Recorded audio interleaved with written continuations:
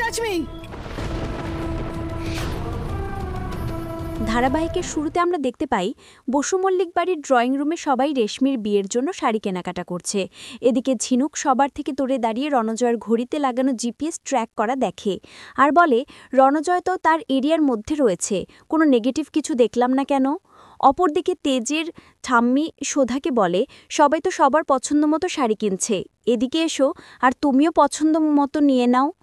পরবর্তীতে রেশমি একটা কালো শাড়ি হাতে নিয়ে বলে, আমি আমার এই কালো শাড়িটা অনেক পছন্দ হয়েছে, কালার ইজ ফেভারেট। তখন ঠাম্মি বলে, তোমার এখন কালো শাড়ি পরার দরকার নেই, তুমি এখন লাল, কমলা, বেগুনি, সবুজ এসব কালারের মধ্যে শাড়ি পরবে।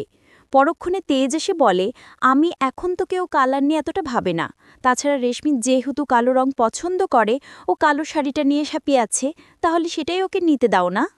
এরপর ঠাম্মি বলে, ঠিক আছে, তোমরা যেহেতু বলছো তাহলে তোমাদের পছন্দ মতোই নিয়ে নাও।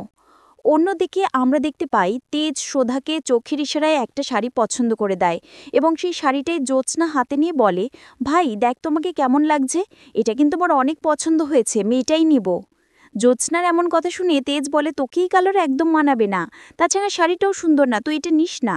পরক্ষণে জ্যোৎস্না হেসে বলে, হ্যাঁ এই শাড়িটা তো আমাকে মানাবে না, শুধু তোমার বউকে মানাবে, আমি সব দেখেছি, ইশারায় তুমি সুধাকে শাড়ি পছন্দ করে দিলে।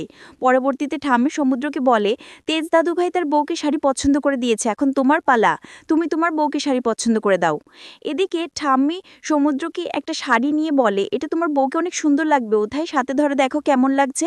তখন সমুদ্রকে ঝিনুকের পঘে শাড়িটা রাখলে ঠিক তখনই রণজয় এসে বলে, বিউটিফুল। এই বিউটিফুল কথাটা শুনে ঝিনুক খুব রেগে যায় এবং বাড়িতে থাকা সবাই রণজয়ের দিকে তাকিয়ে থাকে। পরের সিনে রণজয়কে দেখি রেশমি বলে, ঠাম্মি আজকে রণজয়কে নিয়ে আমাদের শপিংয়ে যাবার কথা, আমি কি যাব ঠাম্মি? তখন ঠাম্মি বলে, ঠিক আছে যেও, কিন্তু রণজয় তুমি আমাদের বাড়ি খেয়ে যেও। খাবার কথা শুনে রণজয় বলে, ঠাম্মি আজকে পারবো না, আজকে আমার মাসির বাড়িতে আইবুড়ো ভাত আছে, সেখানে যেতে হবে, বিয়ের তো বেশি সময় নেই, কয়েকটা দিন মাত্র। অপরদিকে ঝিনুক মনে মনে বলে, রেশমিকে এভাবে একা ছাড়া যাবে না। কিছুক্ষণ চুপ থাকার পরে ঝিনুক বলে, রেশমি আমি তোমাদের সাথে শপিংয়ে যাব, আমারও কিছু কেনাকাটার দরকার ছিল। তখন রেশমি বলে, ঠিক আছে তাহলে আমরা সবাই মিলে কেনাকাটা করলে অনেক ভালো লাগবে। পরের দৃশ্যে মার্কেটের রাস্তায় দেখানো হয়, মার্কেট শেষে রেশমি বলে, আজকে অনেক শপিং করা হয়েছে, আমি আর আগে কখনো এত শপিং করিনি, আসলে আজকের কালেকশনগুলো অনেক সুন্দর ছিল। তখন সুধা বলে, তত্ত্ব পাঠাতে বলে বিয়ের কাজে এগুলো তো টিকে লেগে যাবে। এরপর রেশমি ঝিনুককে বলে, ছোট বৌদি তুমি তো বাড়ি থেকে বললে তোমার শপিং করার দরকার ছিল, কই তুমি তো কিছু কিনলে না?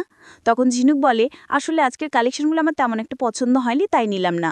অন্যদিকে আমরা দেখতে পাই রণজার ফোনে তার বন্ধুর সাথে দাঁড়িয়ে গল্প করছে, যেখানে শোধা এসে জিজ্ঞেস করে, তুমি নিশ্চয়ই তোমার মাসির সাথে কথা বলছো, ওনারা আসবেন তো বিয়েতে? তখন রণজয় বলে, আমার সব কাজিনরা ওরা তো দেশের বাইরে থাকে, তাই আসাটা পসিবল হবে না, আজকে মাসির বাড়িতে আইবুড়ো ভাত, সেটার জন্য মাসি ফোন দিয়েছিল। পরবর্তীতে রেশমি ফুচকা দেখে বলে, আমি অনেকদিন ফুচকা খাইনি, চলো না সবাই মিলে একটু মজা করে ফুচকা খাই। এরপর ফুচকার দোকানে দাঁড়িয়ে রণজয়, রেশমি এবং ঝিনুক বলে, ফুচকা ভালো লাগে। তখনই রণজয় বলে, যেহেতু আমাদের তিনজনের ফুচকা পছন্দ, তাহলে দেখা যাক আমরা তিনজনে কতটা ফুচকা খেতে পারি। পরক্ষণে ঝিনুক ফুচকা খেতে গেলেই বেশম লেগে কাশতে থাকে। তখনই রণজয় পানির বোতল এবং রুমাল দিয়ে মুখ মুছে দিতে চায়। তখনই ঝিনুক বলে, ডোন্ট টাচ মি, আপনি আমাকে টাচ করছেন কেন, আপনার এত সাহস আসলো কোথা থেকে আমাকে টাচ করার? এটা বলেই ঝিনুক সমুদ্রকে নিয়ে বাড়িতে চলে যায়। এদিকে তেজ সুধাকে বলে, তুমি ঝিনুক তো বোঝাও ছিল, কিন্তু অনেক বেশি বাড়াবাড়ি করছে। অন্যদিকে রেশমি বলে, দাদাভাই ছোট বুদ্ধি এটা কী করলো, পরের বার কিন্তু আমি এমন ব্যবহার আর টলারেট করব না। কিছুক্ষণ পরেই রণজয়ের বন্ধু এসে রণজয়কে আর যে বলে ডাকলে সুধা মনে মনে বলে, ঝিনুক এই নামটাই তোমাকে বলেছিল ওই দিন রাতে, ঝিনুক আর যে নামটা শুনেছিল। পরের পার্টে আমরা বসু মল্লিক বাড়িতে দেখতে পাই ঝিনুক সুধাকে বলে, বিয়ের আর মাত্র কয়েকটা দিন, এর মধ্যে আমি কিভাবে প্রমাণ করব? তখন সুধা বলে, এই রণজয়ই হচ্ছে আসল আরজে, ওর বন্ধুরা ওকে আরজে বলে ডাকে। কিছুক্ষণ পরে ঝিনুকের ফোনে জিপিএস ট্র্যাকের নোটিফিকেশন আসে। নোটিফিকেশন চেক করে ঝিনুক বলে, রণজয় মাসির বাড়িতে আইবুড়ো ভাতে না গিয়ে দ্য 16 ক্লাবে পার্টি করতে গেছে। তখন সুধা বলে, এই সুযোগ আমরা রণজয়ের আসল মুখোশ সবার সামনে টেনে আনবো। ঠিক তখনই তরি এসে বলে, মা আজকে আমাকে বাবা পড়তে বাসাবে, চলো না তুমি আমার সাথে যাবে। এদিকে ঝিনুক বলে, দিদি এবার আমরা যাব কিভাবে, জামাইবাবু জানলে তো যেতে দিবে না, এখন কি করব? কিছুক্ষণ ভাবার পরে ঝিনুক বলে, তুই এখানে থাক, আমি একটা ব্যবস্থা করে আসি। এটা বলে ঘর থেকে বেরিয়ে যায়। পরের সিনে তেজ তরিকে পড়ায়। সেখানে তরিকে অঙ্ক করতে বললে তরি বলে, আমার অঙ্ক করতে একদম ভালো লাগে না। তরির কথা শুনে তেজ বলে, তোমার মাও ওকে দুর্বল, আর এতদিন তো তোমাকে তোমার মা অঙ্ক করিয়েছিল, তাই তুমিও দুর্বল হয়ে আছো। এখন থেকে আমি তোমাকে অঙ্ক করাবো, তখন দেখবে তোমার সব অঙ্ক ঝরঝরে হয়ে গেছে। পরক্ষণে সদা বলে, তুমি কি বললে আমি অঙ্কে দুর্বল? আমি তোমার থেকে অনেক বেশি অঙ্ক পারে। তাহলে তোমার এই বিজনেসের লাখ লাখ টাকা আমি হিসাব মেলাতাম তাহলে। এরপর সোধা ও তেজ অঙ্ক করেনি ঝগড়া লাগিয়ে দেয়। তখন তরি বলে, মা বাবা ঝগড়া শুরু করেছে, এখন আমার ছুটি। তখন ঝিনুক এসে বলে, আমি তোমার জন্য দুধ বাদাম নিয়ে আসছি, তুমি সুন্দর মতো লেখাপড়া করো।